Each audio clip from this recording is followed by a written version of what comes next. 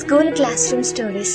ఆ రోజులు ఎలా ఉండేవి అంటే, క్లాస్ లో మనం కూర్చునే బెంచ్ బాలేదని ఆ నెక్స్ట్ డే అది మార్చేయడానికి మనం మన ఫ్రెండ్స్ అర్లీగా స్కూల్ కి వచ్చేసిన రోజులు. మాట్లాడకుండా సైలెంట్ గా ఉండమని చెప్పడమే కాకుండా నోటి మీద వేలు కూడా వేసుకోమనే వాళ్ళు మన టీచర్లు. అనుకోకుండా మన టీచర్ బోర్డు మీద ఏదైనా మిస్టేక్ రాస్తే స్టూడెంట్స్ ఏమో మైనస్ కాదు మిస్, ప్లస్ ప్లస్ ప్లస్ అక్కడ అంటూ క్లాస్ మొత్తం మోతెత్తిపోయేవాళ్ళం. ఎప్పుడైనా ఇంటి దగ్గర నుండి బుక్ మర్చిపోయి వస్తే పక్కన ఫ్రెండ్ అండ్ మనం ఒకే బుక్ లో చదువుకున్నది కూడా ఆ క్లాస్ రూమ్ లోనే ఎన్నో సార్లు పెన్సిల్, ఎరేజర్, షార్ప్నర్లు కొని పోగొట్టుకున్నాం. ప్రిన్సిపల్ రౌండ్స్ కి వస్తున్నారంటే అల్లరి చేసే క్లాస్ మొత్తం సైలెంట్ అయిపోయేది. బ్రేక్ అయిపోయి బెల్ కొట్టినా ఇంకా రాకుండా లేట్ గా వచ్చిన వాళ్ళతో టీచర్, మీకు ఇంకా బ్రేక్ అవ్వలేదా, ఇప్పుడు వస్తున్నారు అని టీచర్ తో తిట్లు తినే ఉంటాం కదా. ప్రతి ఇయర్ కి క్లాస్ రూమ్ మారేవాళ్ళం. అయినా మారిన క్లాస్ రూమ్ లో మనకి ఎన్ని మెమరీస్ ఉండేవో వెళుతున్న క్లాస్ లో కూడా అన్నే మెమరీస్ క్రియేట్ చేసుకుంటాం. అంతేకాదు అప్పుడప్పుడు క్లాస్ చెప్తుంటే నిద్రపోయే దగ్గర నుంచి